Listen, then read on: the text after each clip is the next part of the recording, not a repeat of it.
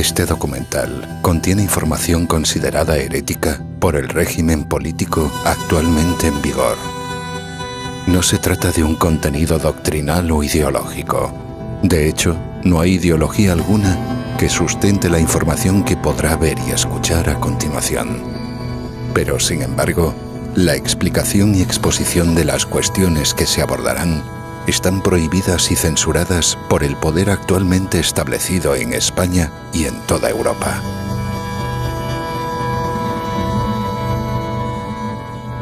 La mayor parte de lo que verá desarrollado se debe principalmente a la obra y descubrimientos de un jurista y pensador repúblico español, uno de los más destacados en toda la historia de España, y entre los mayores de todos los tiempos en todo el mundo, Antonio García Trevijano Forte.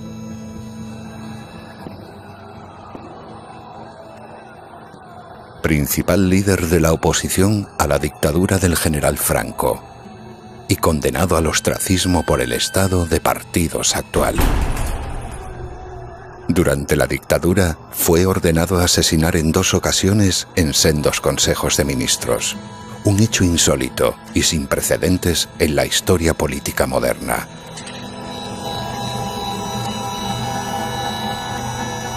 Si hay un hecho inicial que motivó la decisión de elaborar este documental, fue el descubrimiento sorprendente hace ya algunos años de que existía en España una persona de la talla y envergadura intelectual del abogado granadino, creador en 1975 de la Junta Democrática, cuya voz estaba silenciada y su conocimiento restringido para la opinión pública española. Su obra es desconocida en los centros académicos y de enseñanza en España, y su legado de pensamiento apartado del conocimiento de las nuevas generaciones de españoles que deberían de tener la inquietud por conocerlo y aproximarse a él como parte de su formación intelectual y para la conquista de la libertad política que actualmente no tienen.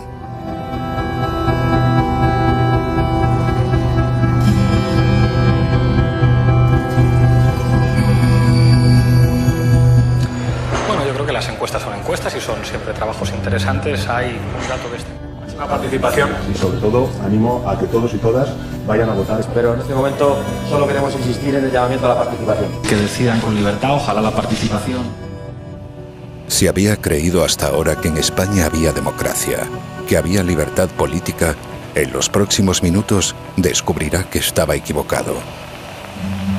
Descubrirá la existencia de la gran mentira que sustenta esa creencia.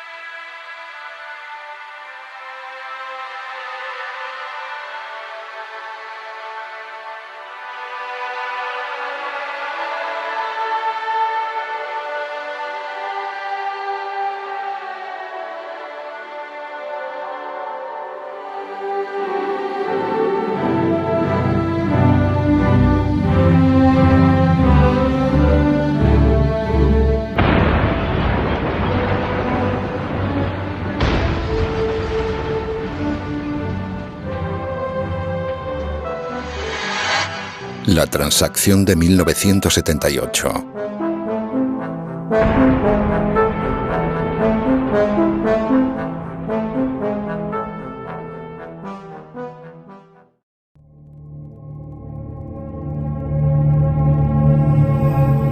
Que existía una gran inquietud por el porvenir político en los años previos a la muerte del dictador militar es algo incuestionable e indudable, incluso para los historiadores más afines al poder establecido en España.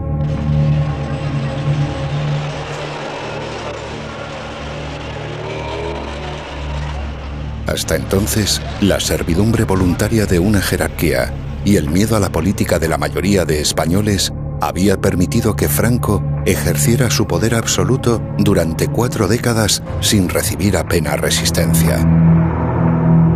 Pero pasar de una forma de Estado degenerada, la dictadura, a otra idealmente virtuosa como lo es la monarquía, parece ser contrario a las leyes eternas de lo político, descubiertas por los clásicos. Y el propósito del dictador era el de imponer una corona a un rey que sería traidor a su propio padre, renunciando así al honor característico que fundamenta la monarquía, algo que inicialmente rechazaba una insignificante minoría de integristas, pero que era indiferente a la mayoría acomodaticia de accidentalistas.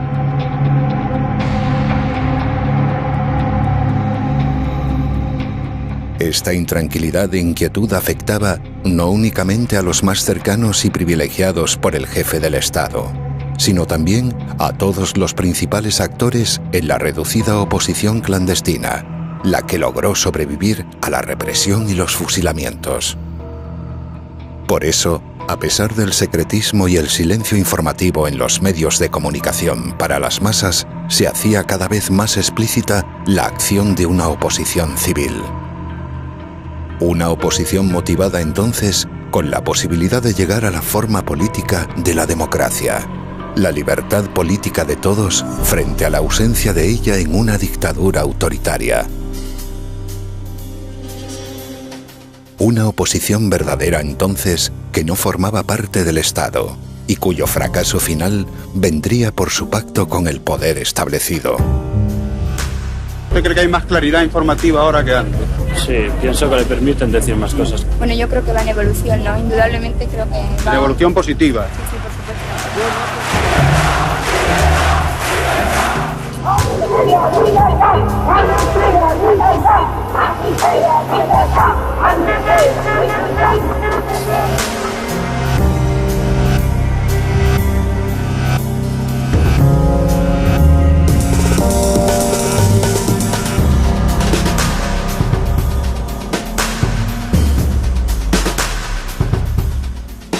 Esa situación de desconcierto, que ofrecía una esperanza de futuro con libertad política, origina una gran preocupación en los mayores beneficiarios del ejercicio del poder, la élite franquista.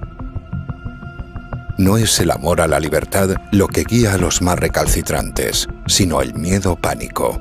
El miedo de los vencedores a los vencidos maneja la búsqueda de una vía para mantener ese control estatal sobre la clase gobernada.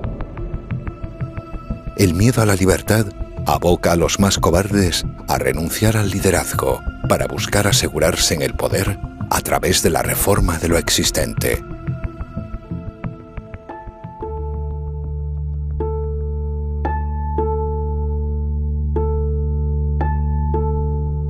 La cobardía es la madre de la crueldad, antiguo proverbio árabe citado por Miquel Montaigne en su obra, capítulo 17 del libro segundo de ensayos.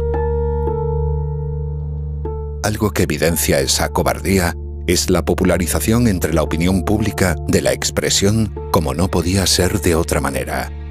Un concepto que comienza a manejarse con frecuencia y que perdura en el uso colectivo en nuestros días. A pesar de que en el terreno político de las decisiones esto siempre es falso, sirve para confortar al que no tuvo el valor suficiente para haber hecho lo que se podía y se debía hacer.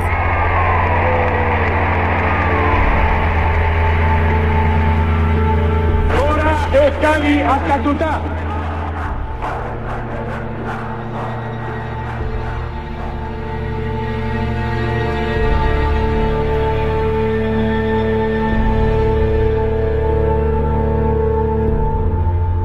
Por este motivo, los herederos del poder obtenido en la victoria de la última guerra civil, en una situación de debilidad política, intuyen la necesidad de incorporar, de algún modo, a las principales fuerzas de oposición que podrían causar una situación incierta en el caso de no ser legalizadas. Al ver que era posible la ruptura, le dio miedo a las fuerzas conservadoras que estaban incorporadas a la Junta Democrática, partidos clásicos de liberales, de derecha, burgueses. Le dio miedo. Ese ambiente lo notó, lo percibió el Partido Socialista Obrero Español. El miedo parece no dejar otra salida que la del pacto para repartirse el botín. Y la ambición de los vencidos, conducir a la necesidad de aceptarlo, renunciando así a su lucha por la libertad colectiva. La oposición renuncia a todas sus ambiciones a cambio de ser legalizada, aceptando la legalidad impuesta por la dictadura anterior. En Toulouse pervivió y supervivió Llopis al frente del PSOE, pero un grupo de aventureros y ambiciosos jóvenes de Sevilla pues dieron dentro del partido un golpe de mano para hacerse con las riendas del poder. Ese grupo fue ayudado por los servicios secretos de Franco, por Carrero Blanco en concreto, y por el coronel San Martín. Hay pruebas evidentes, además yo lo sabía, lo viví, para que viajaran a Suresnes sin peligro ninguno de ser perseguido.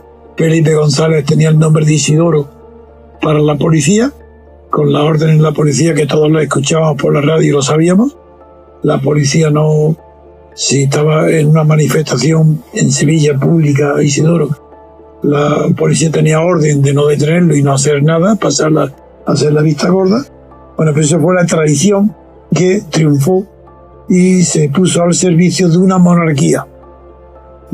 Pero no de una monarquía cualquiera, no de una monarquía tradicional que a su cargo o sobre los hombros de una familia recaiga toda la historia de un país. No. Una monarquía preparada, dibujada, diseñada y nombrando el monarca el propio Franco. Dictador nombra rey a Juan Carlos contra la voluntad de su padre, contra la voluntad del conde de Barcelona. Yo mismo, a petición del conde de Barcelona, me llamó, me desplacé a Estoril para contestar a su hijo y a Franco. Y me pidió que escribiera los borradores, que escribí a los dos, y a su hijo, en concreto el padre le dijo que no podía consentir que aceptara una monarquía sin honor, que es lo que podía único que hacer un dictador. Esta es la verdad.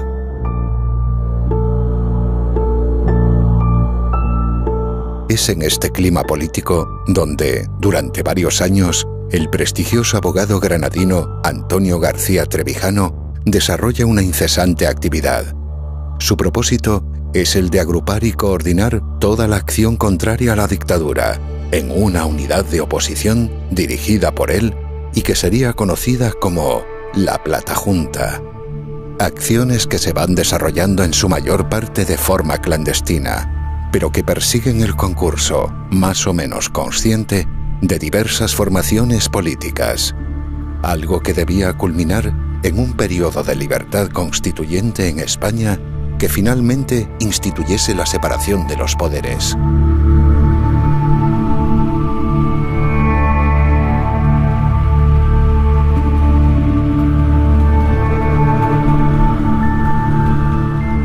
Sin embargo, como ya hemos visto, el terror de quienes heredan el poder de la dictadura se encuentra y se une a la ambición de tenerlo, de los que hasta entonces habían formado una oposición en favor de la libertad.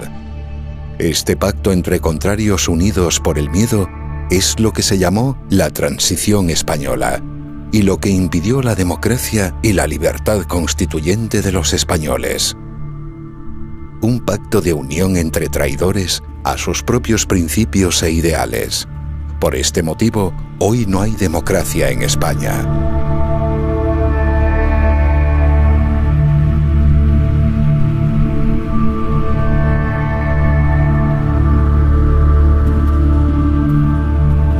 Lo que fue llamado la Transición Española en 1978 fue realmente una transacción.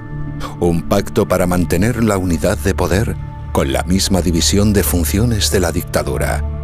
Un pacto de reparto del botín y de las empresas públicas. Un pacto que funda una oligarquía de partidos y que impide la democracia. La transacción de 1978 y el texto al que se hizo llamar la Constitución es la causa y el origen de toda la corrupción actual. Existe este grado de corrupción porque no hay democracia en España. El caudillo hizo un balance de los grandes logros conseguidos durante la pasada década, destacando especialmente en el aspecto político la culminación de nuestro ordenamiento constitucional. Todo ha quedado atado y bien atado, dijo, con mi propuesta y la aprobación por las Cortes de la designación como sucesor a título de rey del príncipe don Juan Carlos de Borbón.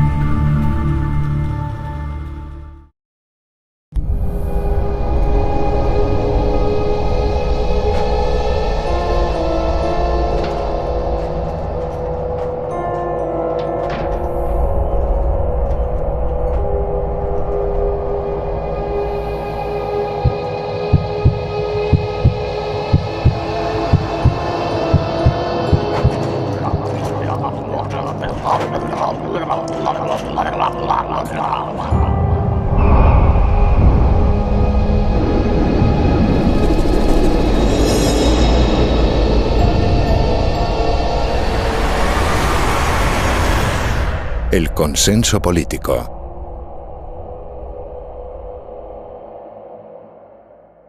Piden a gritos un consenso en lo laboral, un consenso en lo parlamentario y un consenso en lo institucional. Que mi disposición al diálogo, al acuerdo y al consenso será infinita. Inteligencia pensando no en pactos cerrados, sino en la búsqueda de un gran consenso entre todas las formaciones políticas. A partir de ahí, nuestra voluntad ha sido siempre el consenso y el diálogo. En el programa de actividades del Foro Cristianismo y Sociedad tenemos prevista para hoy tratar y debatir el tema sobre la recuperación del consenso como factor necesario para la fundamentación y enriquecimiento de nuestra vida democrática. Y el consenso. El consenso que existe. Gran consenso. Quiere el mayor consenso político. Con consenso. Una cultura política del consenso y que eso expresa la necesidad. Y el mejor porvenir de todos pasaba por el consenso. Y han roto el consenso constitucional. Y crear consensos era el espíritu del consenso. El consenso. A los consensos. Y ese consenso. Consensos. Consenso. Consenso. El portavoz parlamentario de Vox en Andalucía, Alejandro Hernández, ha pedido al gobierno de Partido Popular Andaluz y Ciudadanos no poner en riesgo el consenso político alcanzado. Para un consenso. ¿De consenso? ¿De consenso? Con consenso. ¿De consenso? De consenso. El consenso. A consensos. Siendo una evidencia que la libertad solamente es la libertad política, solamente puede ser la libertad colectiva. Sin embargo, a todos se os ha enseñado que se habla de las libertades en plural, libertades individuales, que son los derechos civiles, los derechos personales, la libertad de votar, la libertad de asociarse, la libertad de cambio de residencia, la libertad de mercado. Pero a que nunca se os habla de la libertad de pensar. ¿Había habido alguna vez vosotros qué es eso de la libertad de pensamiento? Nunca. ¿Por qué? Porque no la hay. Porque para que haya libertad de pensamiento no puede haber consenso. El enemigo del pensamiento es el consenso. Cada vez que oigáis la palabra consenso, ya están, lo están traicionando. No quieren que pensemos, no quieren que seamos libres. ¿Consenso? Pero si eso es un horror, es una transgresión tal. Consenso. Consenso. Consenso. Consenso. Consensos. Consenso. Consenso. Consenso. Consensos.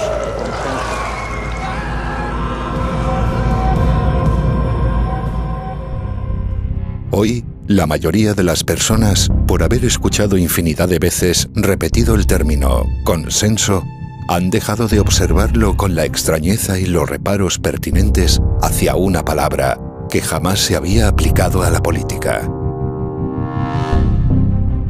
El consenso, un término medieval, utilizado hasta entonces en el ámbito de lo espiritual y lo eclesiástico, se incorpora a la doctrina política del nuevo régimen de origen franquista en España. La muerte de Franco marca el fin de la dictadura y el inicio del franquismo, el consenso político entre quienes heredan ese poder. De la dictadura de un partido único se pasa a la oligarquía de varios partidos del Estado. Todo lo demás se mantiene exactamente igual. El gobierno que existe en España en el año 2020 obtiene su legitimidad de Franco, de su victoria en la guerra civil, y se ejerce lo mismo que en la dictadura de forma vertical y autoritaria, sin libertad política para la sociedad civil gobernada.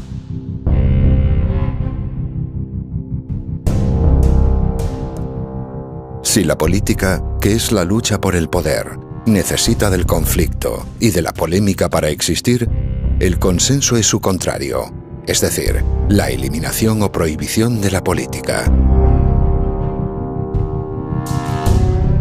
El militar prusiano Karl von Clausewitz, uno de los más célebres y brillantes historiadores de la ciencia militar, definió la guerra como la continuación de la política por otros medios. Siendo esto la verdad, entonces es la guerra, ante la imposibilidad civilizada para canalizar el conflicto, la alternativa que lo resuelve mediante la fuerza de la barbarie.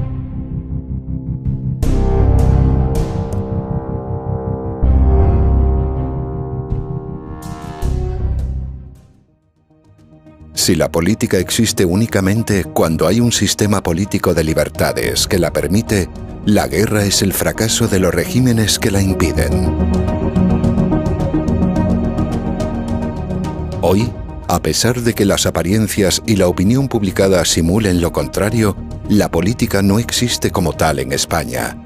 No hay lucha por el poder, sino únicamente por la fama y el dinero dentro del Estado en el poder soberano instituido.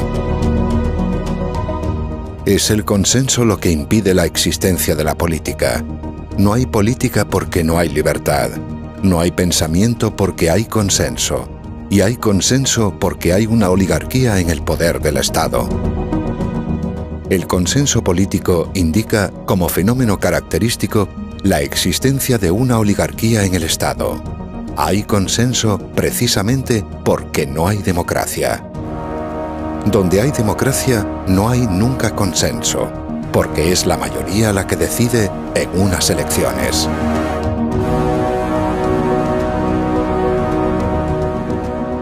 Por causa de lo explicado hasta ahora, para continuar la dictadura por otros medios e impedir la libertad política, se establece el consenso político entre una oligarquía de jefes de partidos que sucede a Francisco Franco en el poder.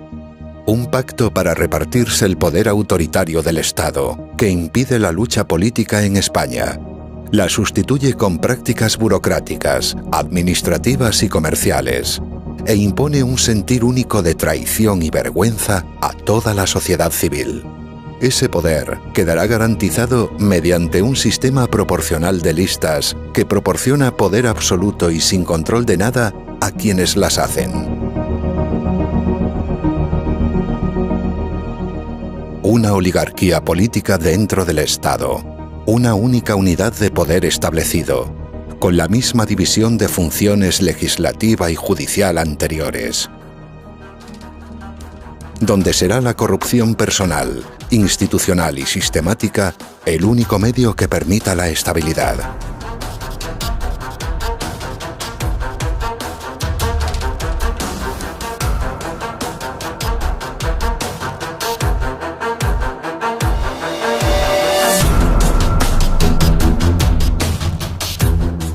Las empresas públicas administradas por el Estado se reparten entre los oligarcas del consenso y de forma análoga.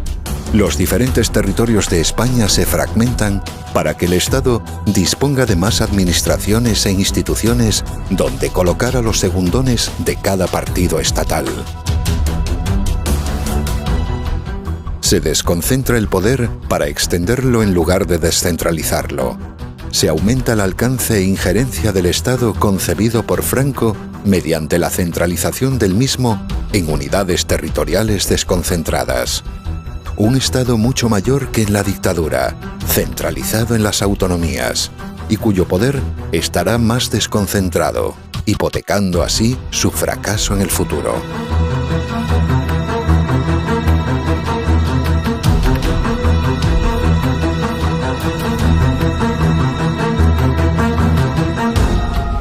La monstruosidad del consenso supone la muerte moral, el suicidio de la sociedad española. La corrupción se hace factor de gobierno, un factor imprescindible para gobernar y para que pueda haber estabilidad del régimen.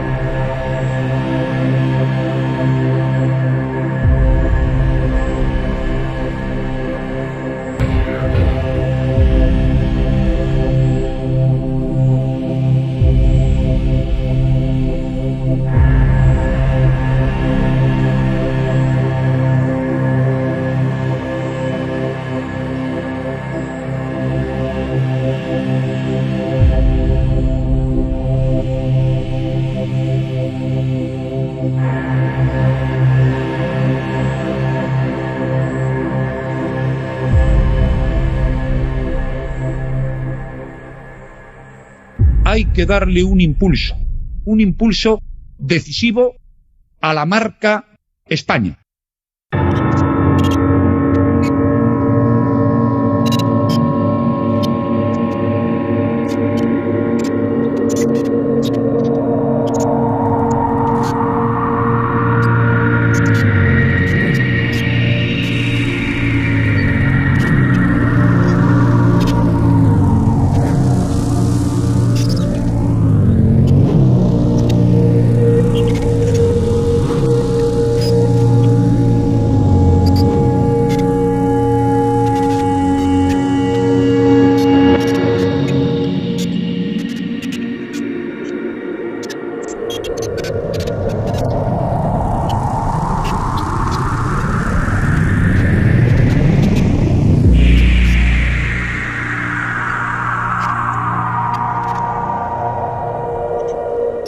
La política de las apariencias.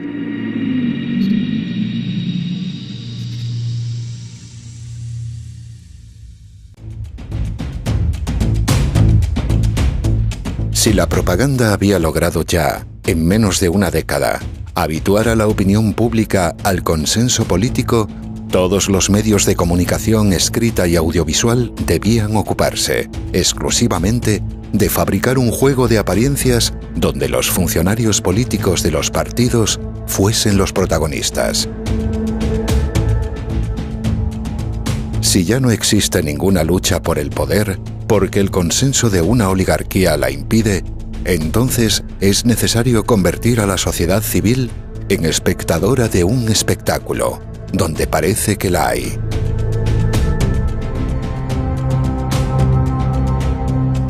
De este modo, todas las tertulias políticas en España se ocupan no del análisis de lo que existe, sino de lo que parece que existe. Lo importante es que parezca que hay democracia y que parezca que hay libertad. Lo que únicamente son derechos otorgados, facultades concedidas desde el poder, se hace aparecer como si fuese la libertad política. Las pequeñas libertades concebidas en plural llevan a renunciar, finalmente, a la autenticidad de la libertad con mayúscula, la fundamental, la libertad política colectiva.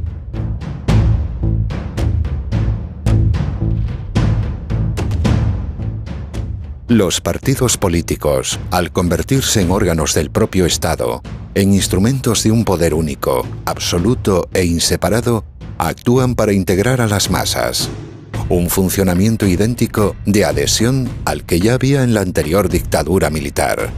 Buscar las adhesiones sentimentales e inquebrantables de diferentes espectros de votantes es el cometido de cada una de las facciones estatales. Y cuando alguna se agota o se produce una desafección, como sucedió durante el movimiento de los indignados del 15M, el propio régimen fabrica nuevos partidos políticos. Un intento de rejuvenecerse, como en el caso reciente de Podemos, Vox o Ciudadanos. Devolver la ilusión a las masas para que sigan votando como si hubiese democracia.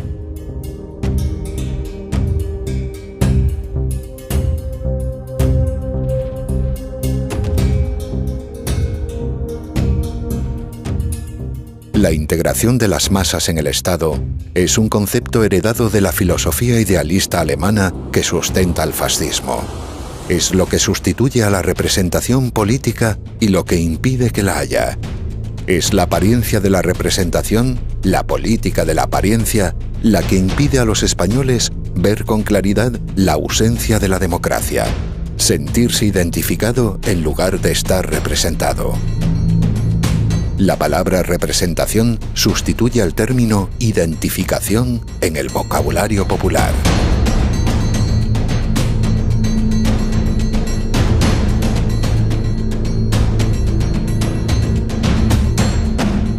Al estar prohibida la elección de representantes de forma uninominal y directa, se necesita constantemente de un afecto sentimental hacia organismos del propio Estado.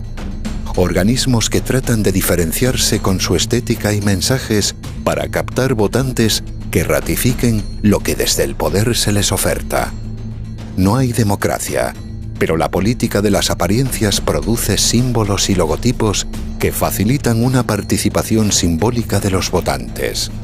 Parece que los votantes eligen, parece que hay elecciones, y esto mantiene la ficción y un engaño siempre vigente. Se explica al votante que apoya unas ideas, para que así olvide que no elige a las personas y que no hay democracia como forma de gobierno. Con la democracia, hay que decirlo claramente. La democracia española es la democracia.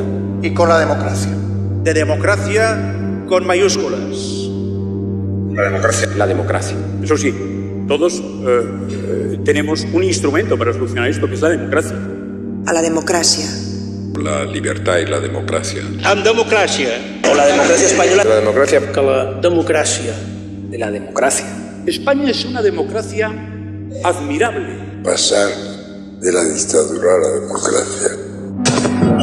El problema, lo que pasa es que yo creo que nos conviene que haya tensión. La verdad es que conviene muchísimo. Yo voy a empezar a partir de este fin de semana a dramatizar un poco. Pero nos conviene muchísimo. No, la gente... Bueno... La realidad es que lo importante son las personas, no las ideas. Las personas son responsables, las ideas no. En España parece que hay democracia, pero hay un estado de partidos. Parece que hay libertad política, pero hay únicamente unos derechos otorgados. Parece que hay política, pero lo que hay es reparto del dinero.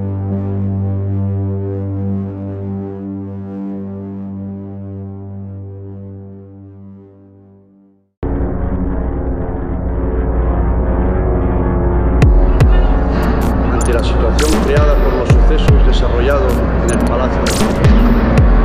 Yo no quiero que el sistema democrático de convivencia sea una vez más un paréntesis. Para mantener el orden constitucional dentro de la legalidad vigente.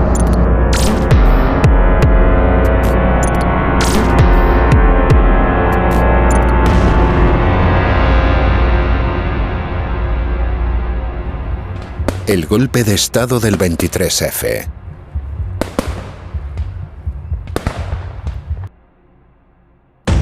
El 23 de febrero de 1981 tiene lugar un golpe de Estado aparentemente frustrado por el rey y cuya manifestación pública se realiza en el Congreso de los Diputados de los partidos. Lo que la gran mayoría de españoles desconocen es que ese golpe tiene su inicio días antes y que sirve para destituir al entonces presidente Adolfo Suárez. El autor del mismo es el rey, Juan Carlos de Borbón.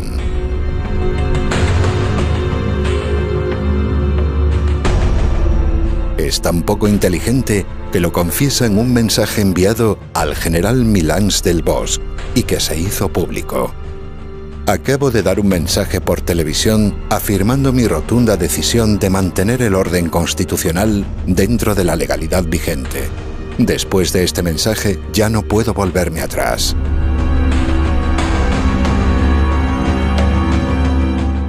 Ningún jefe de partido, ningún diputado, ningún periodista de ningún medio o ninguna persona en España realizó la pregunta pertinente tras esta extraña frase.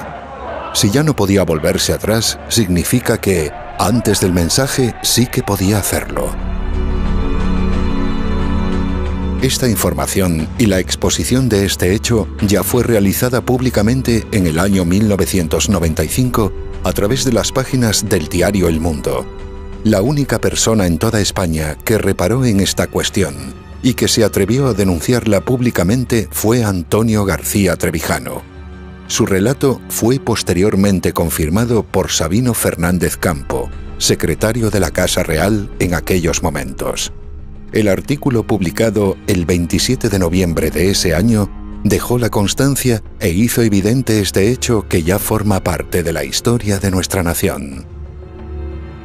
Tampoco preguntó nadie acerca de lo dicho por Adolfo Suárez en su discurso público de dimisión, donde lo evidenciaba muy claramente. Pero como frecuentemente ocurre en la historia, la continuidad de una obra exige un cambio de personas. Y yo no quiero que el sistema democrático de convivencia sea una vez más un paréntesis en la historia de España. Un paréntesis en la historia de España. Un paréntesis en la historia de España. ¿Por qué nadie se preguntó por la dictadura que amenazaba a Suárez?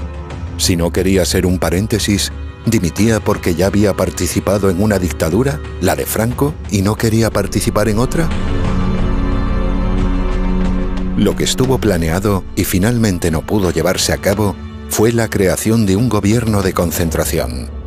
Un nuevo gobierno que estaría presidido por el general Alfonso Armada, en el que participaban miembros del Partido Socialista, del Partido Comunista y, naturalmente, de Alianza Popular, los herederos directos de Franco.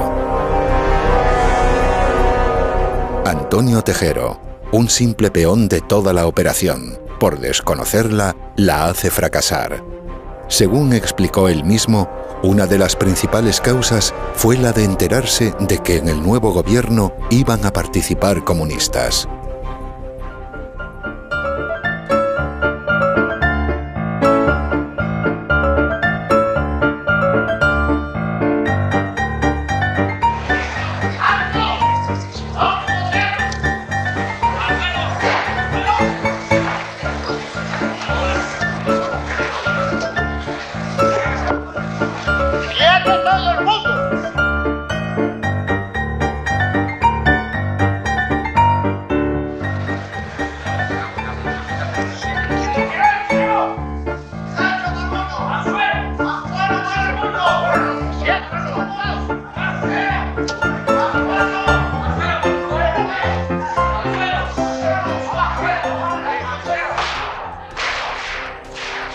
Algunos días más tarde, al verse abandonado, acusaría de cobardía y de traición a toda la jerarquía militar española. No sabía que todos estaban siguiendo las órdenes del rey y que éste, a su vez, había sido aconsejado por los más altos cargos militares.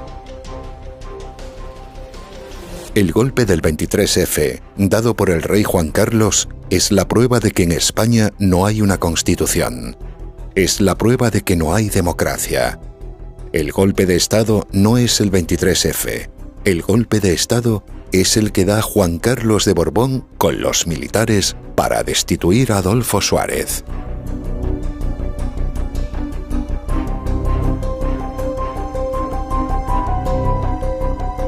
Juan Carlos de Borbón, cómplice de los militares, es la evidencia clara de una acción que hubiese sido anticonstitucional si en España hubiese habido una constitución.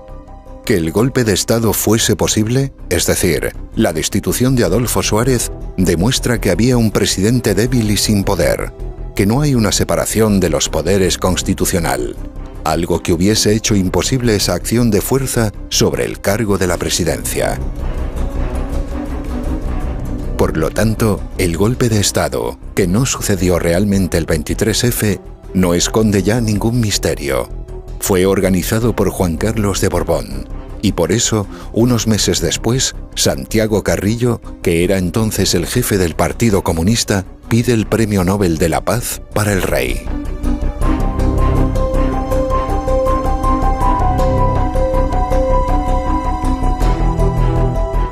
Hoy, como resulta evidente, todos los partidos políticos lo siguen silenciando, y se oculta este hecho en la historia de España. Una prueba más de que en España no hay democracia.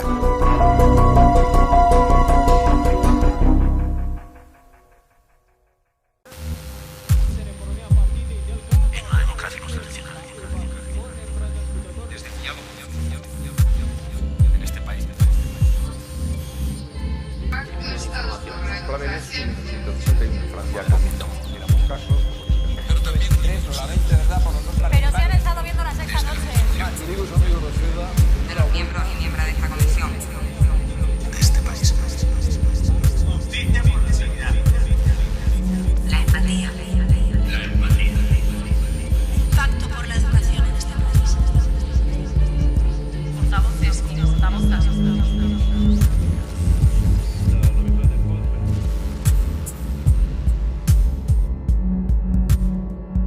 La deformación del idioma.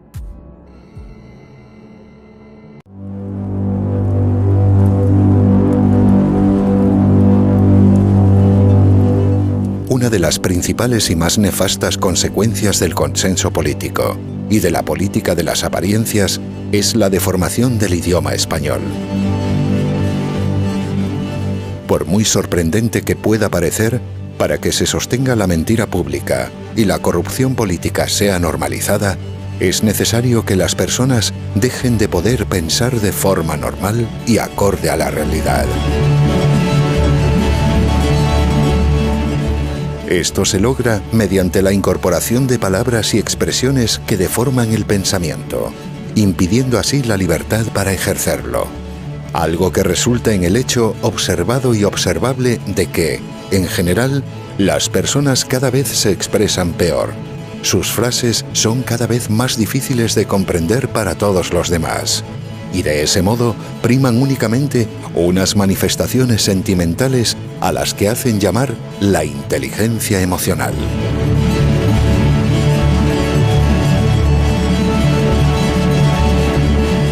La inteligencia emocional sirve fundamentalmente para engañar y manipular, mientras que la inteligencia normal contribuye a conectar hechos distantes de la realidad.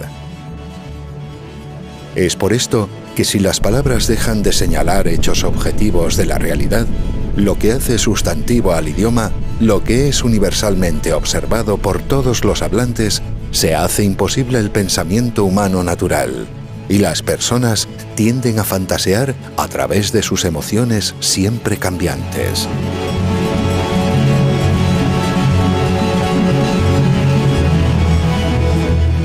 Ejemplos de deformaciones del idioma los podemos encontrar en los siguientes términos y expresiones. La palabra políticas en plural en lugar de la palabra política singular. La palabra política ya expresa una síntesis y una pluralidad, una práctica humana que es única como concepto y diversa en su forma de expresarse. Al utilizarse incorrectamente este término en plural, parece que existe una diversidad cuando lo único que hay son diferentes medidas administrativas de una única política estatal.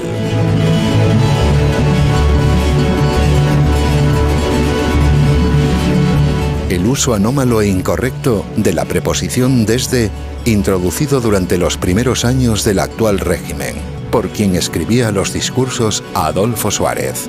La responsabilidad de explicarles, desde la confianza y la legitimidad con la que me invistieron como presidente, para hablar a los demás no en la misma situación de inmediatez, sino estando en una posición distante y alejada de evidente y manifiesta superioridad. Para parecer elevado se habla desde la simpatía, en lugar de con simpatía, o desde el afecto, en lugar de con afecto.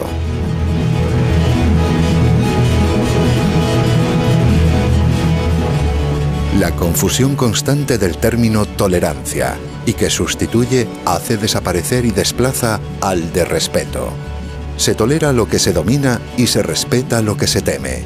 Por eso una sociedad de tolerantes es una sociedad de individuos que tienden a ser dominados y que únicamente temen y respetan la represión y coacción estatal.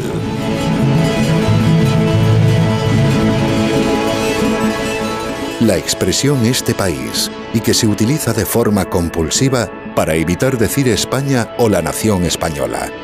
La nación que es España se trata de eliminar del pensamiento para que el término nación tenga implicaciones tribales y regionales propias de los hombres primitivos y las civilizaciones incipientes.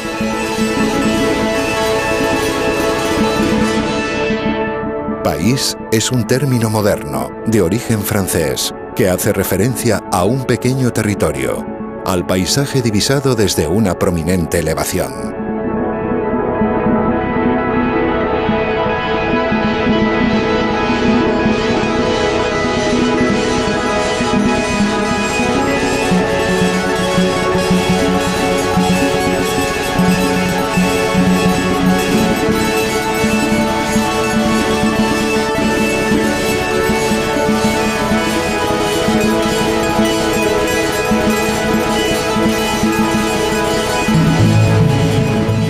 Educación pública en lugar de enseñanza pública, lo cual hace que se vea como algo normal.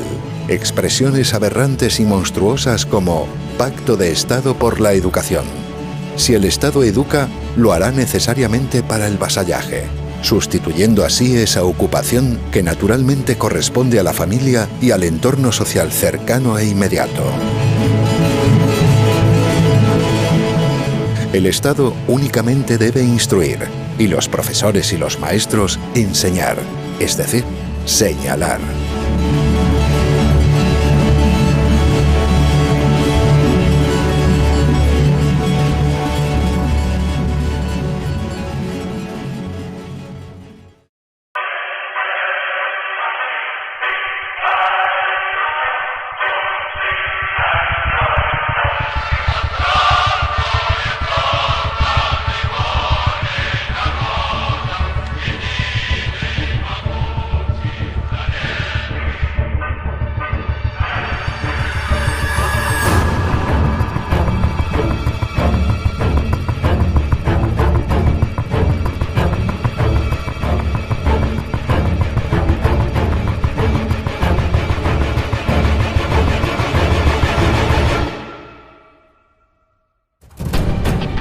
La propaganda.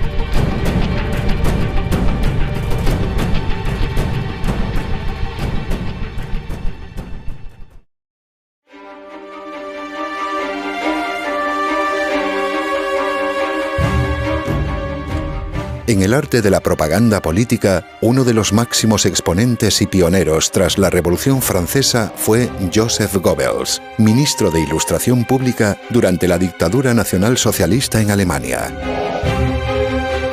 Este, a su vez, observa los principios expuestos por Adolf Hitler en el capítulo dedicado a la propaganda de guerra, en su libro Mein Kampf.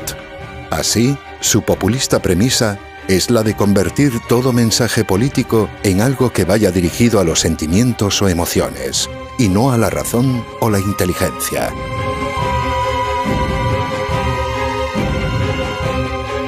Esta es la parte esencial de esta forma de actuar del poder establecido a través de todos los medios de comunicación de masas a su alcance.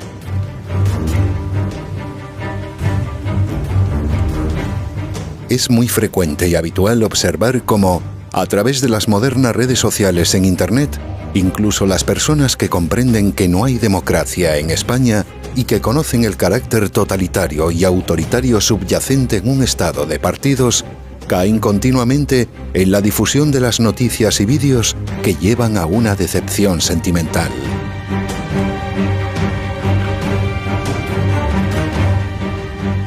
Estos sentimientos mueven al incauto e indignado a votar lo que percibe como menos malo.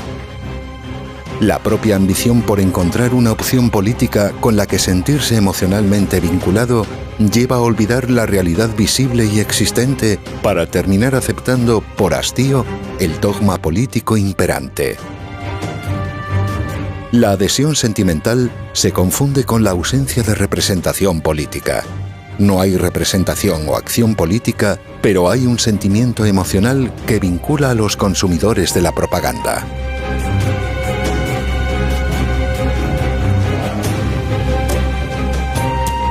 Actuar mediante la imitación de lo que se observa en los medios de comunicación, en las tertulias y a los personajes autorizados por el régimen de partidos es lo que lleva a que la opinión publicada se convierta inmediatamente en opinión pública. Desaparece, por lo tanto, la opinión pública, quedando convertida en una simple repetición de lo que se oye en los medios de comunicación al servicio del Estado. Las personas creen defender así sus propios intereses, creen actuar por iniciativa propia, cuando lo que realmente hacen es propagar la indignación que tanto interesa al poder establecido.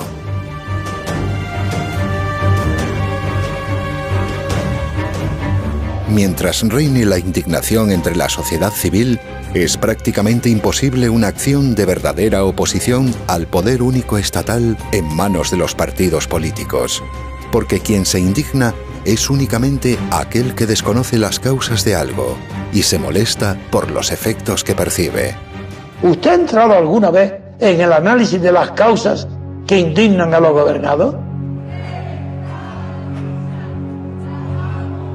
No, dirá que los políticos roban, que se enriquecen, pero está diciendo por qué.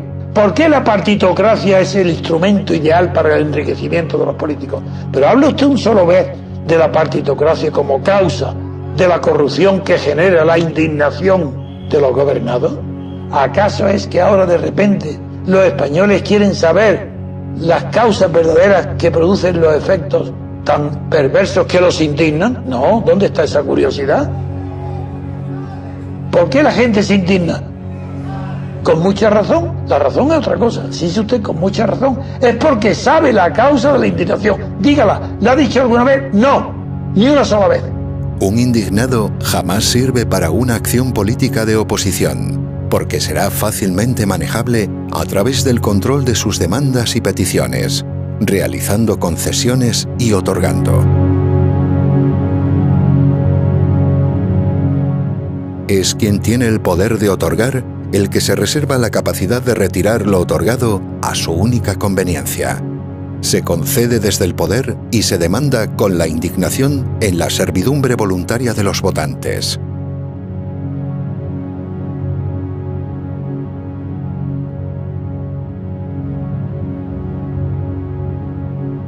No hay nada que sea más útil y sirva mejor al sostenimiento del poder que un permanente estado de indignación entre la opinión pública. Se garantiza así que jamás existirá una oposición organizada e inteligente.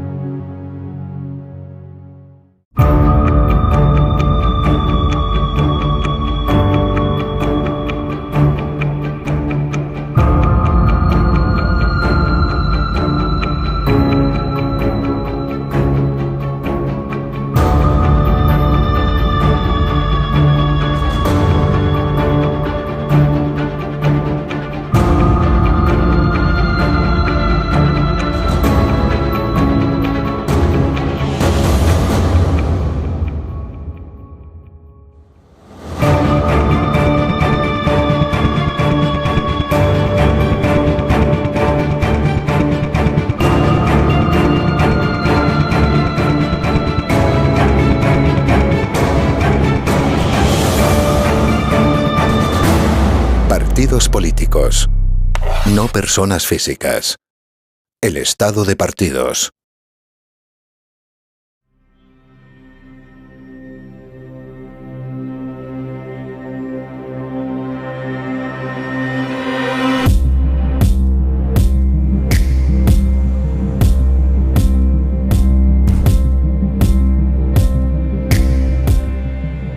El nacimiento de una nueva forma de gobierno que se conoce como Estado de partidos y el sistema proporcional de la República de Weimar encuentra en Gerald Leibhold, jurisconsulto alemán que fue presidente del Tribunal de Bonn, uno de sus máximos exponentes y defensores.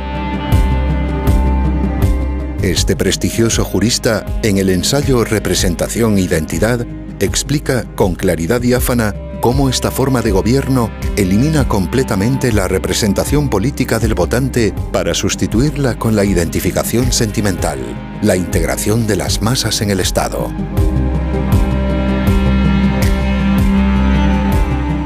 La integración de las masas, la identificación de los gobernados con los gobernantes y la consecución de un Estado total, un Estado legislador, es algo que forma parte de la doctrina europea del fascismo y constituye su mayor logro histórico en todo el continente. Estas tesis vencedoras son las que se incorporan finalmente a la socialdemocracia perdedora después de la Segunda Guerra Mundial. Es lo que sustenta los estados de partidos o partidocracias actuales, primero en Alemania e Italia y después en España, siendo imitado por la clase dirigente tras la muerte del general Franco. Los textos fundamentales de Alemania o de Italia, que no son verdaderas constituciones, por carecer de separación de los poderes, son copiados de forma defectuosa por los artífices de la Carta otorgada de 1978 en España. Un texto redactado secretamente tras la muerte del dictador, jurídicamente impracticable o inaplicable, técnicamente deficiente, pero que sirve, sin embargo, al establecimiento de una oligarquía dentro del Estado.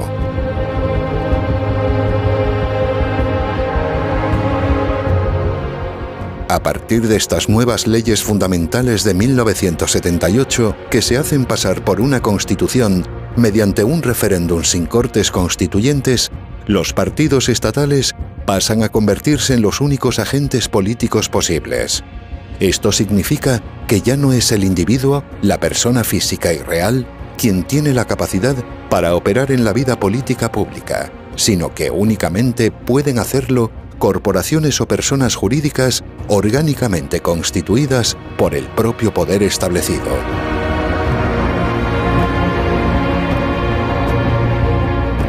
La abstracción corporativa y convocación empresarial sustituye al individuo, y así se impide que pueda haber política. Los individuos votan las ideas facilitadas por unas ficciones jurídicas, y de ese modo se impide que puedan elegir a personas reales y físicas. Usted necesita ver claro. Guías electorales Avance. 12 títulos con información imparcial y objetiva. Adquiera su ejemplar cada miércoles en kioscos y librerías. Guías electorales Avance. Libros que ayudan a votar. personas jurídicas, los partidos, sometidos por la ley de hierro de sus respectivos jefes y cúpulas que mediante una eficiente estructura vertical los dominan.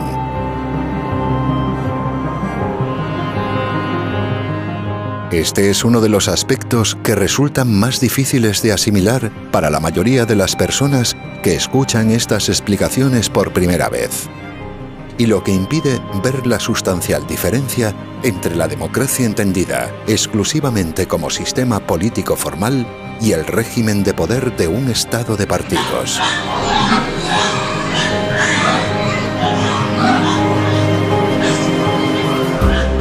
Por esto, se suele creer, por desconocimiento e irreflexión, que basta cambiar a los individuos que integran esos partidos del Estado, hacer que sean personas honestas y honradas, para solucionar un problema político que causa constantemente degeneración y corrupción.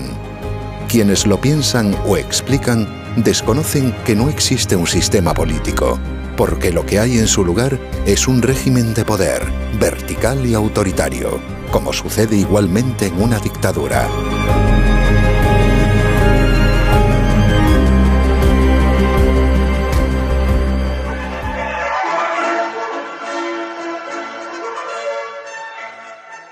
Las elecciones para procuradores en Cortes por el tercio familiar son el día 29 de septiembre. Elige a tu representante.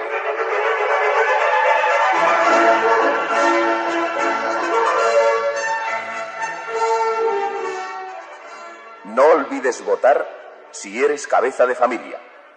Vota a tu paisano Adolfo Suárez.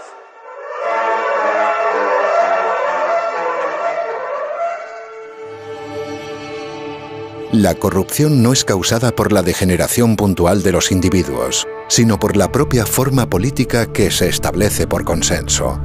La corrupción es institucional, sin que pueda existir un control al no haber separación entre el legislativo y el ejecutivo, entre los legisladores y el gobierno. Si no hay separación de los poderes, únicamente la corrupción moral de todos los pactos políticos entre partidos sostiene al Estado. La corrupción moral y económica se hace factor de gobierno. En España, en el actual régimen, es obligatorio corromperse y estar moralmente corrompido para poder gobernar. Por eso no es posible que las leyes solucionen la corrupción. Realmente es algo imposible de solucionar de ese modo, ya que al no existir la representación y la política ejercida por individuos, por personas físicas y reales, cualquier problema se convierte en estructural e institucional. La corrupción se instituye como factor de gobierno en un Estado de partidos. Son las propias instituciones las que obligan a la corrupción de los individuos, y al no haber representación política, es indiferente el partido que se vote o el nombre o las ideas que diga defender ese partido.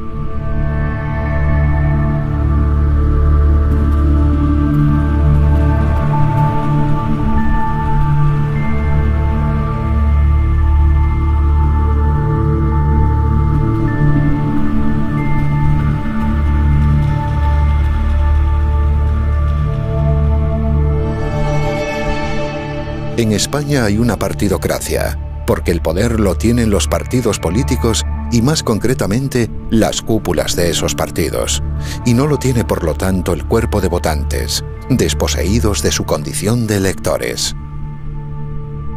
Hay votaciones a partidos, pero no existen elecciones representativas. No hay una elección de representantes. Se vota a órganos estatales, pero no se elige jamás a gobernantes. Bueno, vamos a ver. Esto es fácil. Son dos votaciones, para el Congreso y para el Senado. La papeleta para elegir a los diputados del Congreso, que es la blanca, en su sobre blanco. Esta es la que yo elijo. Aquí no tengo que escribir nada. Yo creo que para explicar las razones de la división quizá hay que partir de una premisa esencial. Y es que hay muchísimos españoles que creen que en las elecciones generales eligen ellos directamente al presidente del gobierno.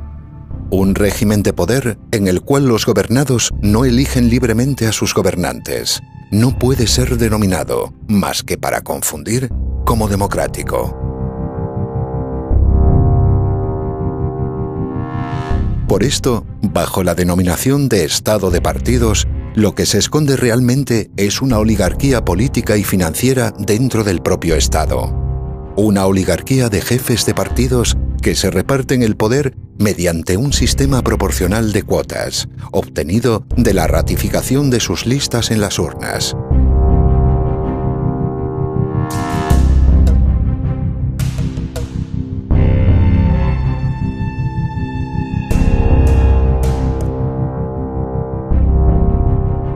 Si la legitimidad de origen de todos los partidos políticos es únicamente la que obtienen de Franco, en su ejercicio la toman de la servidumbre voluntaria de quienes acuden a votar. Por eso todo el que vota se corrompe y apoya aquello que lo somete y lo maltrata.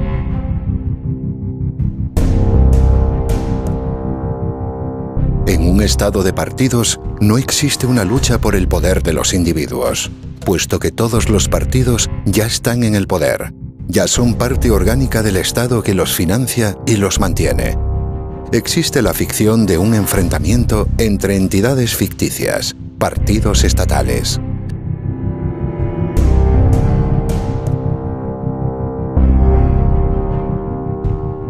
Y al desaparecer esa lucha verdadera por el poder, lo que existe es una disputa dentro del Estado por obtener el dinero y la fama, el prestigio social que fabrica, artificialmente, la propia maquinaria burocrática y propagandística. Para que desaparezca la política realizada por las personas individuales, se hace necesaria una identificación sentimental, la de los gobernados con los organismos creados por el poder establecido. Facciones que tienen el propósito de mantener a la sociedad civil excluida de la política a través de una ficción, una representación, entendida de forma teatral o fingida. Se llama representación o estar representado a lo que es identificación o sentirse identificado. Puesto que los individuos únicamente pueden votar a partidos, es imposible que haya democracia y que los gobernados elijan a sus gobernantes.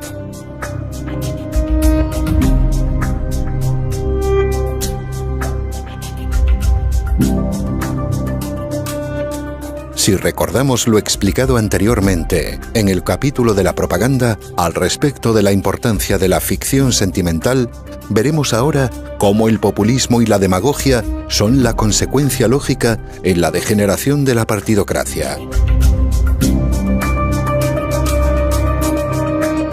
El estado de partidos o partidocracia no es una degeneración de la democracia, es una forma de gobierno distinta, con distintos mecanismos y cuya principal característica es la corrupción.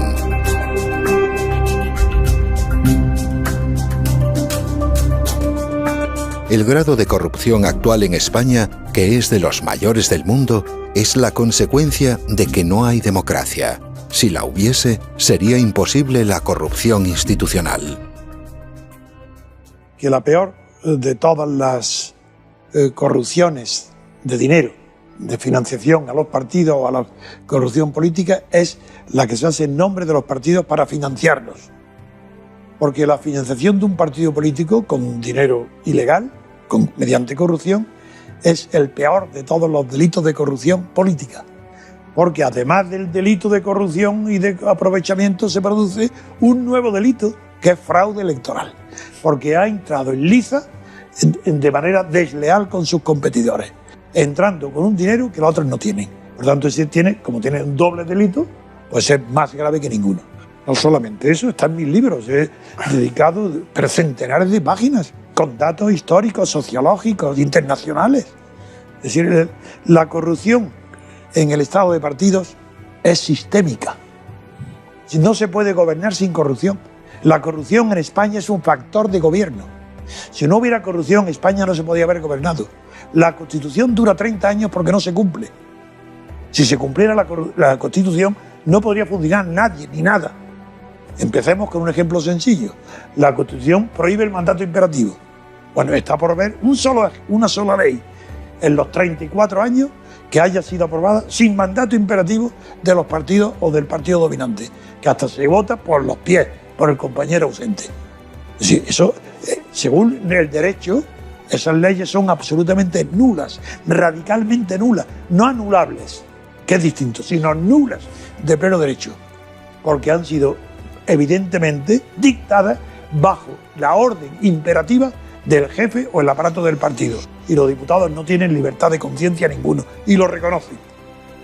Te lo pongo como ejemplo, es que no hay un solo párrafo de la Constitución que se cumpla. ¿A quién representan los políticos? A los partidos. ¿A quién representa el Parlamento? A los partidos. ¿A quién se representan los partidos? A ellos mismos. Pero el elector no está representado. La sociedad civil no está representada. El gobernado no está representado. Primer requisito, falta. En cambio, en Inglaterra, que tampoco es democracia, pero es un régimen parlamentario liberal, sí se cumple el requisito representativo. En Francia, que es casi una democracia, sí se cumple el sistema representativo. En Italia y en España, 0. No es que sea un poco aproximado, 0 sobre 0. No representa al elector en absoluto.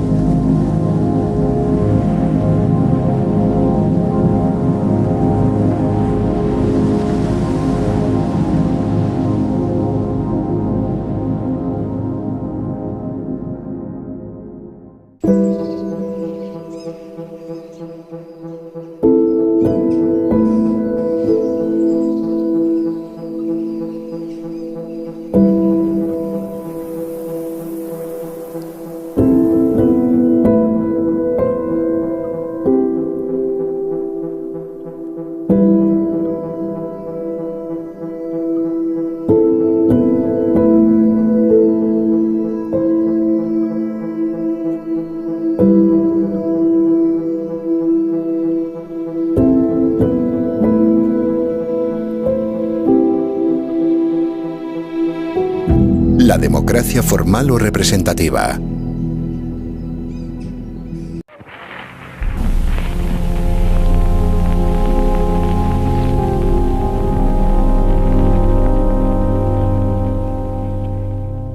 La historia y los grandes pensadores de la política han demostrado ya suficientemente cómo este término tan manido, tan presente en las conversaciones sobre las circunstancias políticas, únicamente puede considerarse y estudiarse de dos maneras: mediante su observación social y material, o bien según una aproximación exclusivamente política y formal.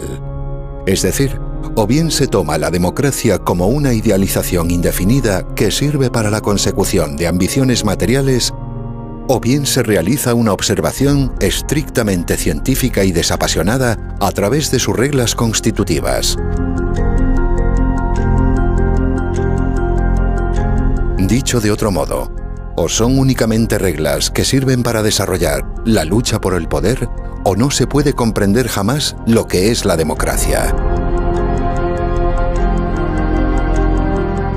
La democracia formal es algo realizable, que es posible alcanzar, mientras que la democracia material es una utopía inalcanzable, que nadie sabe explicar o decir lo que es. Esto último es lo que constituye lo que el filósofo español Gustavo Bueno llamó fundamentalismo democrático. la utopía de la palabra democracia entendida a través de la igualdad material y de condiciones.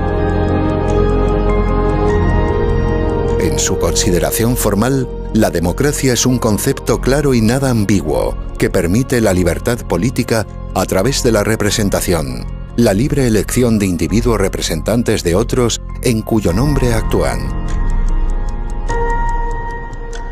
Esta libertad política queda asegurada además mediante la radical separación, en su origen, de los poderes legislativo y ejecutivo, de forma que las ambiciones de unos estén permanentemente enfrentadas a las de los otros.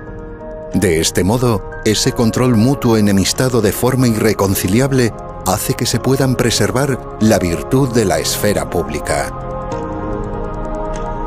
Que las oportunidades políticas sean iguales para cualquier opción planteada por quienes integran una sociedad. Por eso no es concebible la prohibición de unas ideas o de unos partidos políticos, cualesquiera que sean, cuando hay democracia. Por la sencilla razón de que, cuando la hay, las acciones políticas y la responsabilidad recaen exclusivamente en cada individuo. Se pueden juzgar hechos jurídicos, pero no las ideas o los ideales de los individuos. Cuando hay democracia, las oportunidades para todas las ideas son las mismas, idénticas, porque hay libertad política de todos.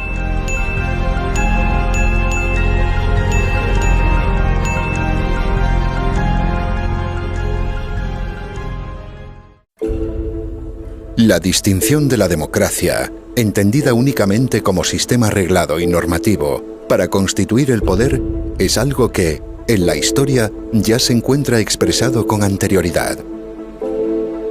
Han sido varios los grandes pensadores, aunque con un análisis insuficiente y el desconocimiento del fundamento de la libertad política colectiva, los que iniciaron la distinción entre la democracia formal y la democracia social.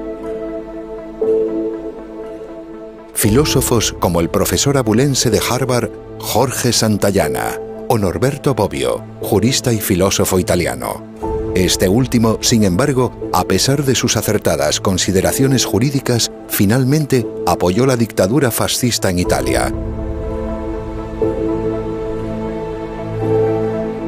Puesto que la democracia, según su consideración formal, tal y como se expone en la obra Teoría pura de la democracia de Antonio García Trevijano, únicamente existe cuando hay representación política, vamos a ver ahora en qué consiste la representación según su origen jurídico y político. En el siglo XIV, el filósofo, pensador y teólogo Marsilio de Padua, autor de la importante obra Defensor Pacis, incorpora el concepto de la representación como función jurídica, al derecho romano que tradicionalmente desconocía este principio. Aplicado en su origen a las congregaciones eclesiales, permite obrar mediante un poder dado a los que no están presentes, es decir, estando ausentes, ante terceros. Piense ahora en un poder notarial. Mediante este documento se apodera a una persona para actuar en una cuestión concreta, ante un tercero en donde el poder dante, el que apodera, estará ausente. Esto mismo, que forma parte del mundo jurídico, opera igual en el mundo político. Unos electores apoderan a un representante para que actúe en su nombre en un lugar, la Cámara Legislativa, donde ellos no estarán presentes. Un ejemplo conocido de representación es el de un procurador de los tribunales que permite, en el ámbito jurídico, que un encausado se haga presente ante un tribunal estando físicamente ausente. En el mundo político, cuyos principios provienen del derecho, funciona exactamente igual.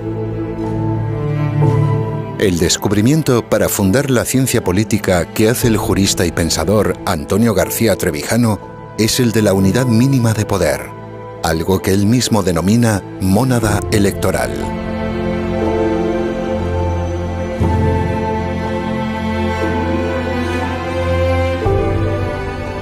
Se traduce en la práctica como el pequeño distrito donde sus habitantes eligen a su representante de entre sus convecinos.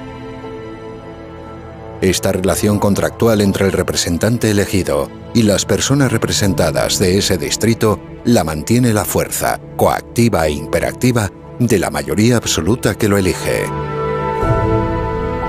Si tomamos una pequeña comunidad vecinal de aproximadamente 100.000 habitantes, podremos comprender fácilmente que en ella podrán existir diversos candidatos en competencia.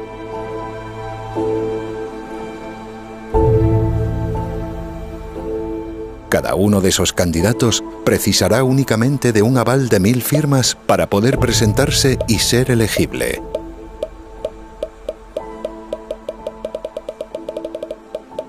Y una vez presentadas esas candidaturas, y durante un breve periodo electoral, cada uno de ellos podrá exponer públicamente sus propuestas, ofrecidas gratuitamente a través de los medios de comunicación locales y los diversos espacios públicos con los que se cuente. Después, los habitantes de ese distrito vecinal votarán en unas urnas, introduciendo el nombre y los 2 apellidos por el candidato de su preferencia.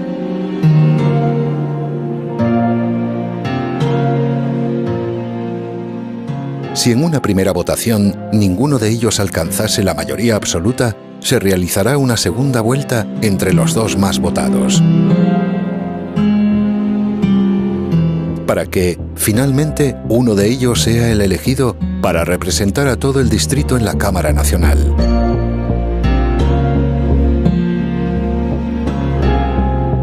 Observe que estos votantes no están votando a un partido político o una lista. Estarán eligiendo a una persona individual. Este representante electo se convierte así en el diputado que tomará parte en la acción legislativa de un parlamento donde se discutirán y aprobarán las leyes que alcancen el apoyo mayoritario. Puesto que cada diputado se debe únicamente a los representados de su distrito y no a un jefe de partido o jerarquía superior, será difícil aprobar cualquier ley, y eso será muy bueno, puesto que únicamente aquellas que respondan a un interés mayoritario adquirirán la fuerza suficiente como para ser promulgadas.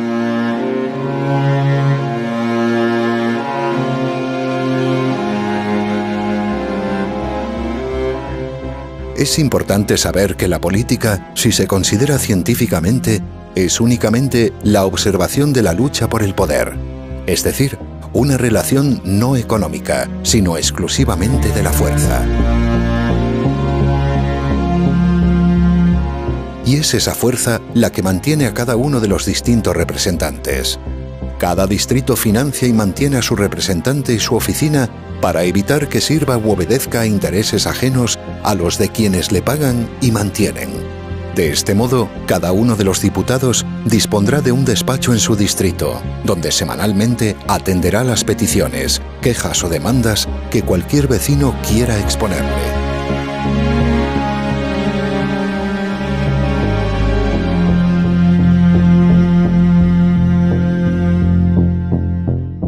No es un diputado de partido estatal, sino un representante de una pequeña comunidad vecinal.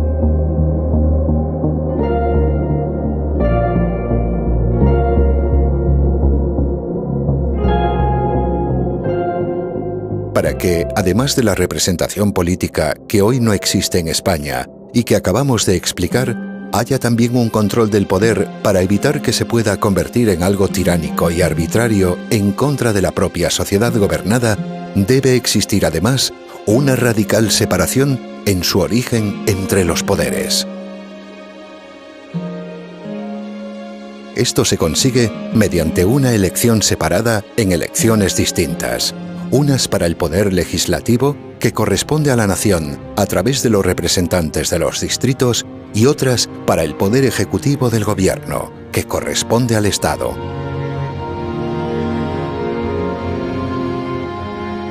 Finalmente, para que haya, además de separación de poderes, independencia judicial, otras en las que únicamente participa el mundo jurídico servirán para elegir el gobierno de los jueces.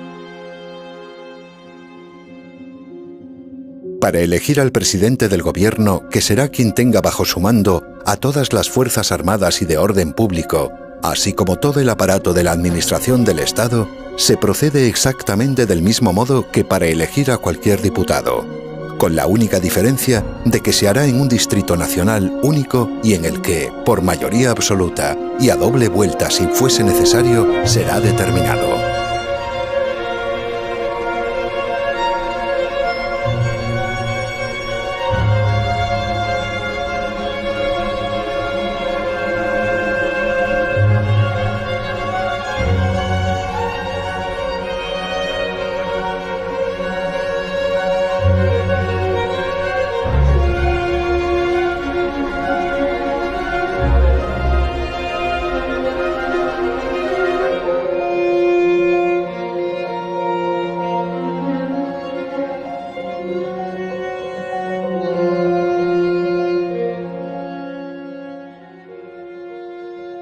La figura de este presidente no será, sin embargo, la de un representante.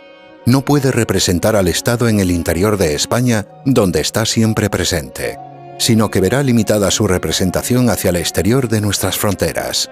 El gobierno, al ser del Estado y no de la nación, como se suele decir equivocadamente, ejerce su representación en la acción política exterior. Siendo la personificación jurídica de la nación española, su acción internacional requiere de esa figura de dirección encarnada por el cargo del presidente.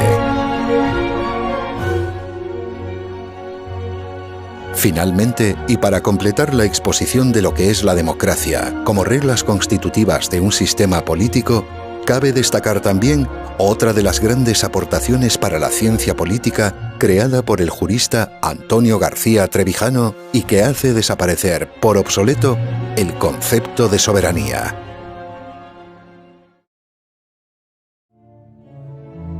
Si tras la desaparición de la figura del monarca absoluto en la historia ya ha sido imposible de comprender la idea de la soberanía, es en la publicación de la obra Teoría pura de la República donde definitivamente se destierra toda confusión a través de su eliminación. La fórmula es tan elegante y simple como bella por su sencillez. Basta que cualquiera de los dos poderes políticos quiera disolver al otro para que lo haga, a condición únicamente de que al hacerlo se disuelva también él mismo.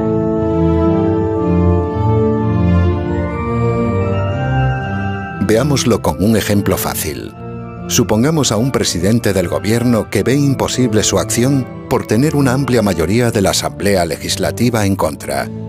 Pues según el principio expuesto antes, bastará con que quiera disolver las Cortes para que lo haga inmediatamente, a condición de que al hacerlo, él mismo dimita y así se convoquen nuevas elecciones legislativas y también ejecutivas que diriman el conflicto.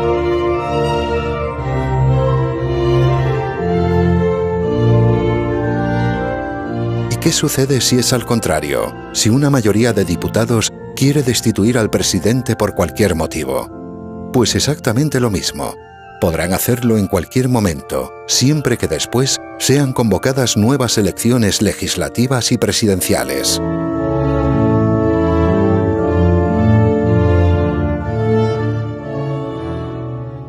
Para finalizar este capítulo, cuyo desarrollo se encuentra mucho más detallado y pormenorizado en la obra Teoría pura de la República, vamos a recapitular para ver con sencillez lo que es la democracia y cómo reconocer cuando está presente o ausente como sistema político.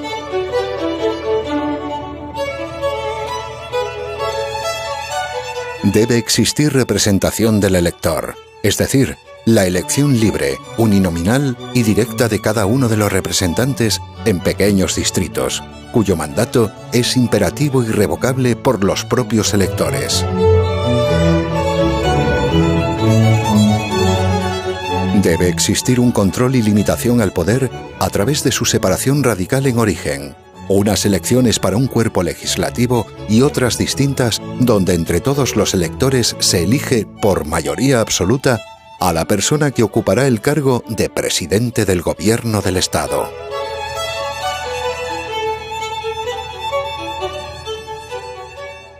Debe haber también independencia judicial para que esa facultad de juzgar, propia de los jueces y los magistrados, se vea libre de injerencias de los dos poderes políticos.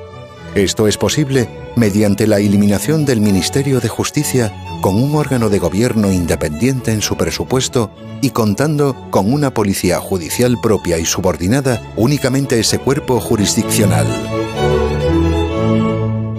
El presidente de ese órgano de la justicia, con unidad jurisdiccional, es elegido por todos los que lo integran, es decir, abogados, procuradores, jueces, magistrados, secretarios judiciales, catedráticos de Derecho, etc.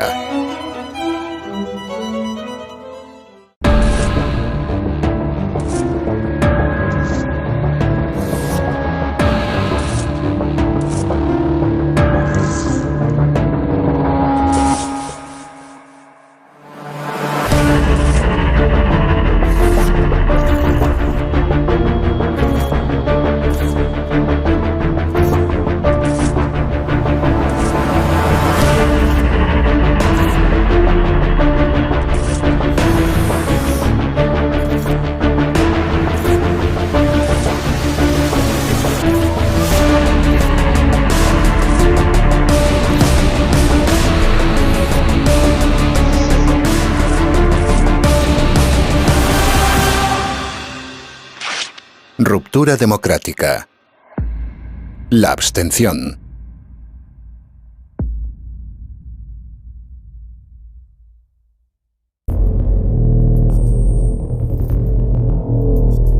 Una vez se ha comprendido y comprobado que la forma de gobierno existente en España no es la democracia porque no cumple ninguno de los requisitos formales para recibir esa denominación, lo más lógico debe ser buscar el modo y la forma de que la haya, de conquistar la libertad política que actualmente no hay.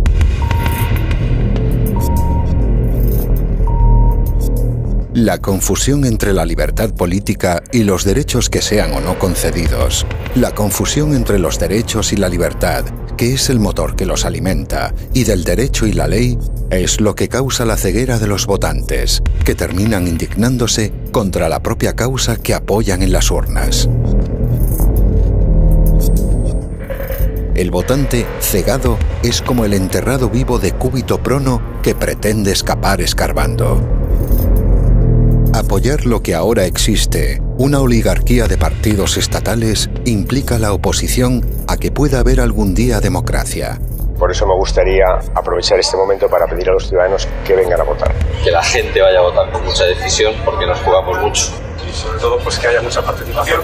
Para que España tenga un lugar importante, hay que votar hoy. Implica una gran participación. Yo le pido a los españoles que vayan a votar en masa, que participemos y hagamos un récord histórico de participación. Pero en este momento solo queremos insistir en el llamamiento a la participación. Así que votad, cabrones. Votad lo que queráis, pero no os quedéis en casa. Por lo tanto, todas las personas que acuden a votar a partidos que no eligen absolutamente nada porque se limitan a ratificar lo elegido por otros, lo hacen para apoyar lo que ya hay y que no es ni remotamente similar a una democracia.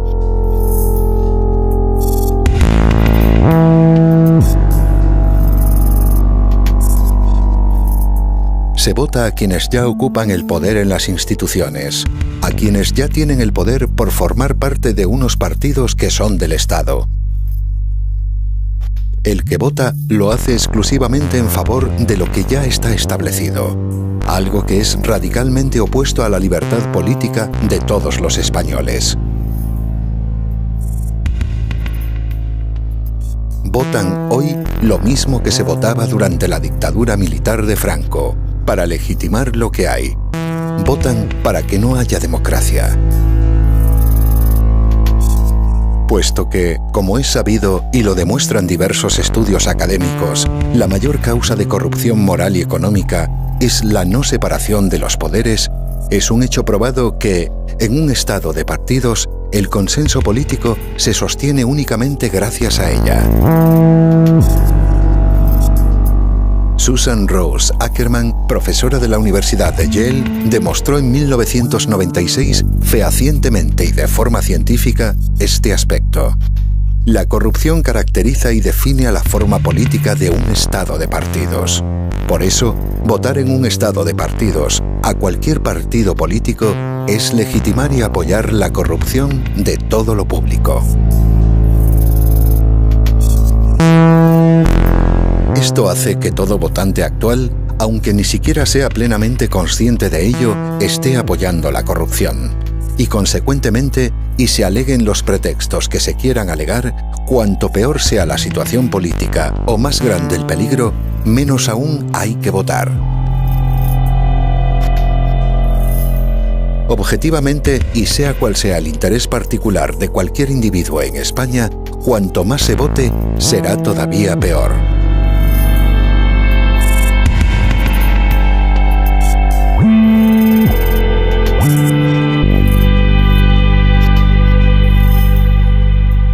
Votar implica la corrupción voluntaria de uno mismo. Es un impulso y una compulsión completamente suicida, una voluntad expresa de fracasar. Hay que observar por esto que, en una situación de decadencia y degeneración como la presente, el poder recurrirá a los sentimientos más primarios y basales como el del nacionalismo, la unidad territorial de la patria, para movilizar al voto por miedo. Y del mismo modo, otras amenazas sociales como las del paro o la inmigración, que siempre sirven al populismo y a la demagogia, servirán igualmente para infundir temor y hacer creer así a los gobernados, a los súbditos españoles, que votar, aún sin libertad y sin democracia, es la solución. La realidad es que toda la corrupción que hay sería imposible si hubiese democracia.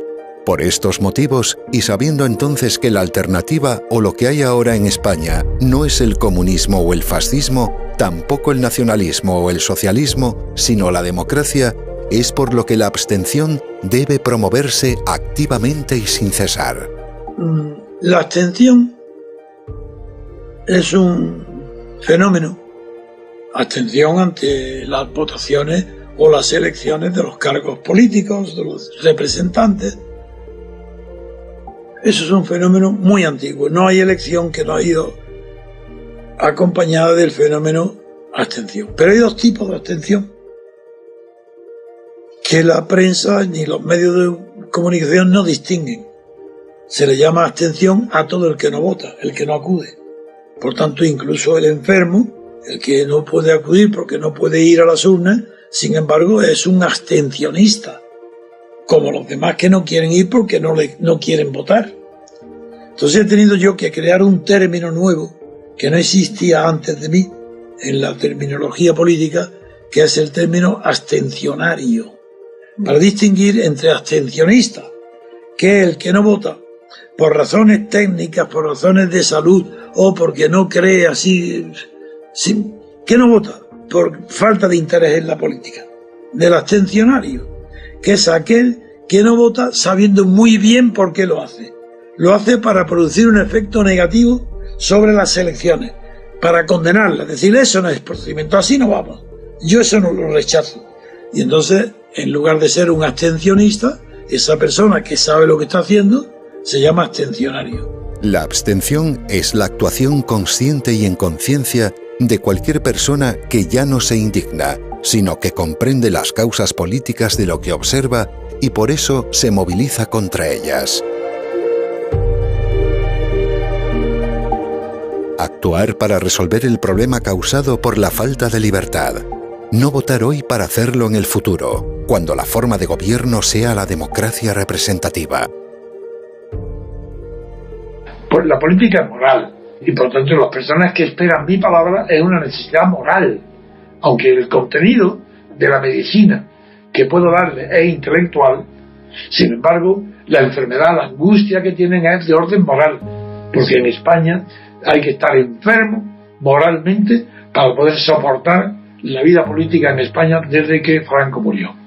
En cambio, se soportaba la vida con Franco, bien, porque había esperanza de que el franquismo terminaría con Franco, aunque era previsible que hubiera una continuación del franquismo por otros medios, pero en fin, no era probable que estando tantos represaliados como el Partido Comunista y los sindicatos obreros, habiendo tantas represalias, era muy difícil que se pudiera renovar el franquismo con la ayuda de los represaliados. Así era imposible que yo imaginara que Santiago Carrillo y los demás comunistas aceptaran la monarquía de Juan Carlos, aceptaran formar parte directamente del Estado, ser pagados por el Estado y traicionar a su clase, por supuesto, a la clase obrera, pero lo que es mucho más grave, traicionar a la sociedad y a toda la vida del Partido Comunista desde que se inició.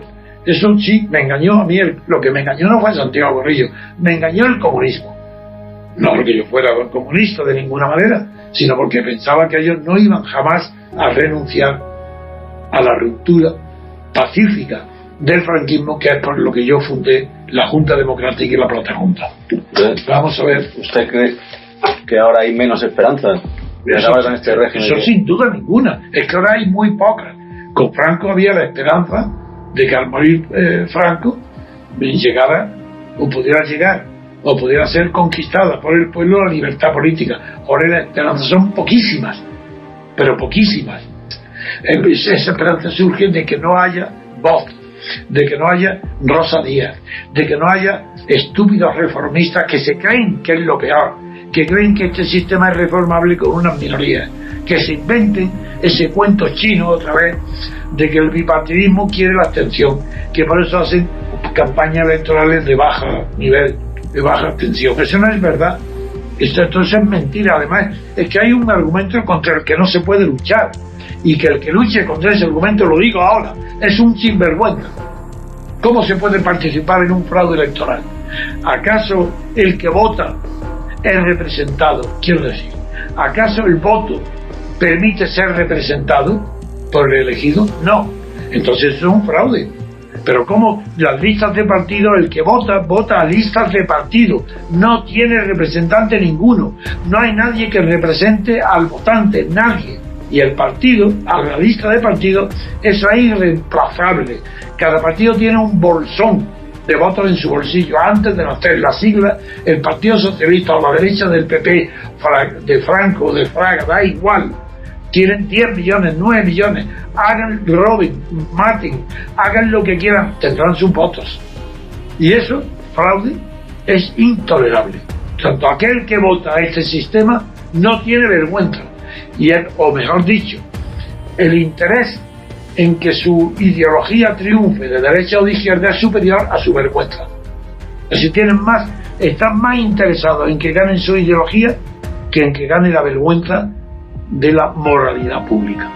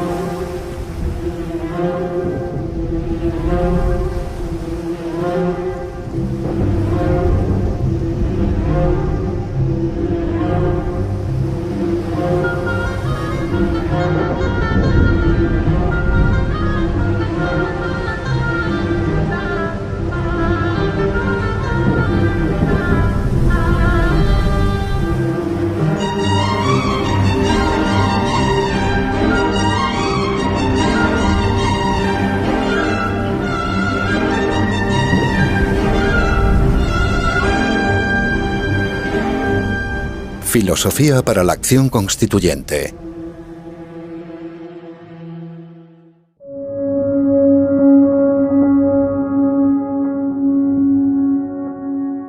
Desde la Revolución Francesa y una vez descubierto por los pueblos que el poder estatal es una concreción del espacio hurtado a la libertad, no puede haber filosofía más auténtica que la de la acción constituyente de la libertad política colectiva.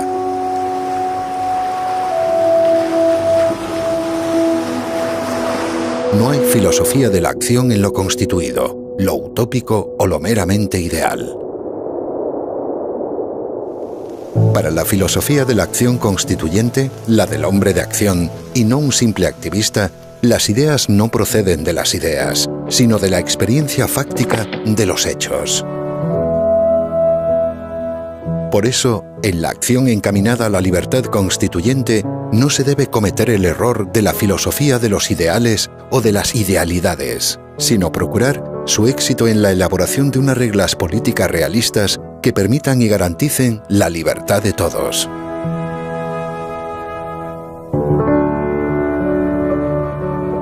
Desear una bondad angelical de todos no es filosofía de la acción constituyente, sino utópica ingenuidad que desconoce la verdadera naturaleza de los hombres.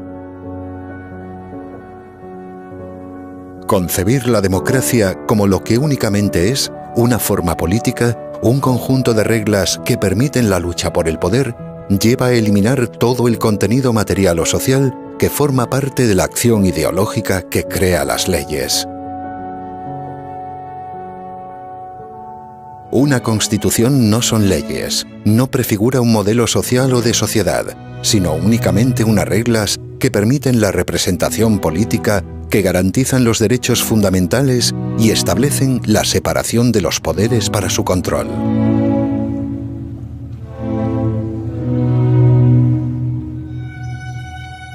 Para que después de ella pueda existir la verdadera política y sea la libertad de todos la que permita compensar los problemas sociales causados por la diferencia y la desigualdad. La democracia por sí misma no resuelve ningún pleito, problema o conflicto, sino que lo que hace es garantizar la libertad para encontrar las soluciones.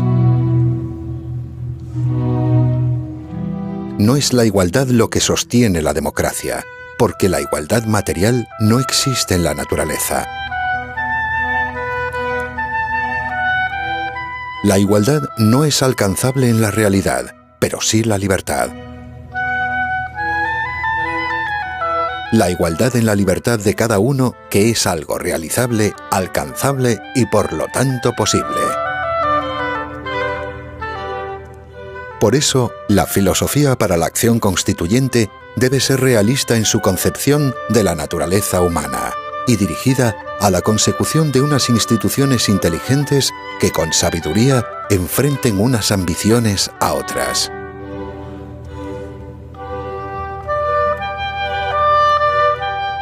Si la acción constituyente se pierde por los vericuetos del idealismo, de la justicia social, los del bien común o los de la utopía de la igualdad, entonces perderá de vista su objetivo, el de garantizar la libertad, y fracasará irremediablemente, como tantas revoluciones políticas ya lo hicieron antes. Por eso se debe desterrar la ambición de la soberanía, concepto necesariamente opuesto a la propia libertad, para que sea la libertad y no la soberanía la que constituya un sistema político.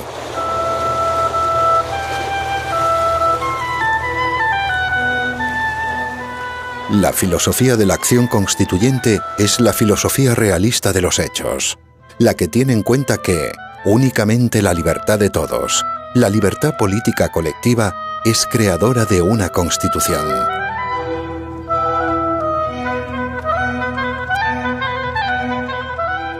Por eso, comprender lo explicado en este documental de forma resumida implica necesariamente la práctica de la abstención activa.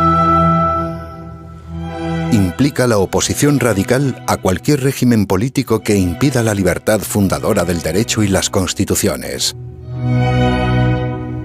Y la práctica filosófica de una acción de ruptura democrática.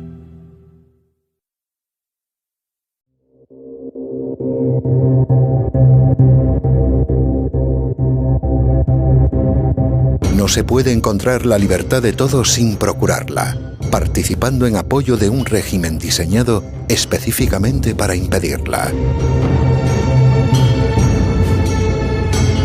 La abstención es el primer paso necesario, pero por sí solo insuficiente, para derribar a regímenes políticos que buscan su legitimidad a través de un engaño permanente en las urnas. De la mayor gesta política más fulgurante y más rápida de la democracia española. Es la democracia. La democracia. Es la democracia. De una democracia. Por eso, únicamente en los sistemas políticos verdaderamente fundados por la libertad colectiva, como el de Estados Unidos, la abstención no tiene ya ningún efecto.